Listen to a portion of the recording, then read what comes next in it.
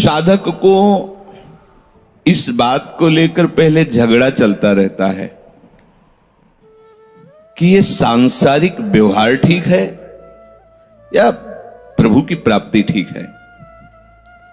बहुत से तो इसी झगड़े में पहले वाले सूत्र में परास्त हो जाते हैं कि यार माता पिता भाई बंधु परिवार रिश्ता नाता बालक ये सब इसको तो करना ही है, यही तो धर्म है, मेरे सिवा इनका कोई नहीं है और इनके सिवा मेरा कोई नहीं है, इसलिए मेरा कर्तव्य बनता है इनका पालन पोषण करना। उपासक पहले ही निश्चय में गिर जाता है। जो सत्संग नहीं किए वो, जैसे ये प्रश्न भी सत्संग में ही उठता है। जब हम सत्संग में भगवत प्राप्ति की बात या शास्त्र स्वाध्याय से संतों की वाणी से जब हम ये निश्चय करने के लिए तैयार होते हैं, पहले तो निश्चय करने की ही वृत्ति नहीं आती, पर जब हम तैयार होते तो हमारे सामने दो दिखाई देते। एक तो संसार, शरीर, शरीर संबंधी भोग, शरीर संबंधी रिश्ते नाते, तो इनका कर्तव्य करना ये ठीक है या भजन करके भगवत प्राप्ति करना ठीक है। तो बहुत से इसी में गिर जाते हैं। तो कुछ जन हैं जो शास्त्र स्वाध्याय करके या संतों की वाणी सुनकर इस विचार में आते हैं कि मुझे क्या करना चाहिए, परिवार का पोषण या भगवत प्राप्ति। दो विभाग कर ले इसलिए खतरा है, निर्णय नहीं कर सकता। और सही पूछो तो दो विभाग है नहीं, एक ही बात है, समझ जाओ तो वहीं वहीं भगवत प्राप्ति हो जाएगी। अब उसके विचार में आता है कि अभी तो ब्याह हुआ है या अभी छोटे छोटे बच्चे हैं या अभी बच्चों का ब्याह किया है, अभी नए हैं, क्या जाने संसार का, मेरी आवश्यकता है, नहीं तो संसार इनको परेशान कर देगा। और वो अपने अहम जनित कर्ता भाव से ऐसा बंध जाता है कि निर्णय ही नहीं कर पाता। समझो रे भाई लोगो, समझो रे दीवाना, अरे हिया नहीं रहना, करना अंत पयाना। श्री चरणदास जी कह रहे, ए भाई समझो, जिस कर्तव्य को तुम विसार करके झूठे भाव को कर्तव्य मान रहे हो, अरे माया के दीवाने, अरे हिया नहीं रहना, करना अंत पयाना। यहां से जाना है, यहां से जाना है। ये भूल जाते हैं, माया की ऐसी भूल भुलैया है कि हमें शरीर में राग और शरीर संबंधियों के राग में सुख मिलने लगता है और लगता है कि मैं अविनाशी हूं। वैसे मैं तो अविनाशी ही है, पर विनाशी को लेकर मैं ये भूल कर बैठता है, और जिसको पकड़ा है वो सब विनाशी, सब विनाशी। गो गोचर जहां लग मन जाई, सो सब माया जानो भाई। दुनिया में लाखों का मेला जुड़ा, हंसा जब जब उड़ा तो अकेला उड़ा। समझो, ये माया की चाल है जो तुम्हें समझने नहीं दे रही।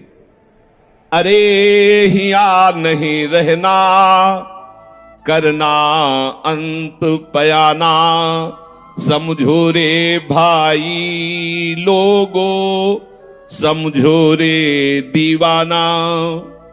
मोह कुटुंब के अवसर खोयो, हरि की सुधि बिसराई।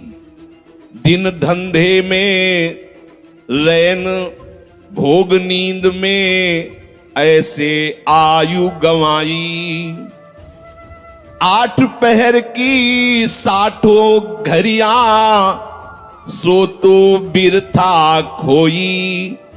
छिन इक हरि को नाम न लीन हो, तो कुशल कहां ते होई। बालक था जब खेलत डोला, तरुण भया मद माता। वृद्ध भय चिंता अति उपजी, अब दुख में कछु न सुहाता। भूला कहा चेत नर मूरख, काल खड़ो सर सांधे, विष को तीर खींच के मारे, आए अचानक बांधे। झूठे जग से नेह छोड़ करी, साचो हरि नाम उचारो। चरण दास सुखदेव कहत है, अपना भला विचारो। समझो रे भाई लोगो, समझो रे दीवाना, अरे यहाँ नहीं रहना, करना अंत बयाना। अरे भाई समझो, समझो अरे माया के दीवानों, यहां से हमें जाना है, जाना है। कुछ साथ नहीं ले जाना है, कोई साथ नहीं जाएगा। बस तुम फंस गए हो मोह दलदल में। ये कुटुंब का मोह ऐसा मोह है कि कैसे तुम्हें बताएं। याद ही नहीं आती कि मुझे जाना है, याद ही नहीं आता कि सब छूटना है। ये समझ में नहीं आता कि मैं आया किस लिए। बड़ी विचित्र भूल भुलैया है। मोह कुटुंब के अवसर खोयो। दो बातें आती हैं, परिवार का पालन पोषण, ये धर्म पालन करूं या हरि का भजन करके भगवत प्राप्ति करूं। तो बोले मोह कुटुंब के अवसर खोयो। अवसर मिला है तुमने, भलो पायो दांव रे। चूक ना अवसर प्यारे, भलो पायो दांव रे। बड़ा अच्छा अवसर मिला है भजन करने का, चूक गए तो फिर पछताना पड़ेगा। हरि की शुद्ध बिसराई। अब वो निर्णय करता है परिवार के पोषण का, क्योंकि मोह ममता है। पीछे का हर बार सत्संग में कहते हैं कि पीछे का रास्ता एकदम बंद हो जाना चाहिए, कि आगे कोई भयावह स्थिति आवे तो लौटने का रास्ता नहीं रहना चाहिए। उपासक को पीछे का मार्ग बंद कर देना चाहिए।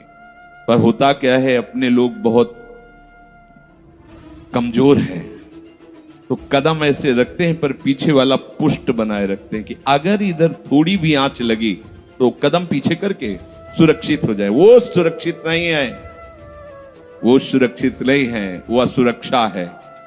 परिवार का राग, अन्य भरोसा, किसी देहधारी का भरोसा, किसी वस्तुओं, ये भरोसे लायक चीज है। अरे क्षण में बिगड़ जाने वाली चीज है। भरोसा तो हरि का है, भरोसा तो हरि गुरु चरण सेवा अनुसरो। ये भरोसा कभी तुम्हें विश्वासहीन नहीं होने देगा।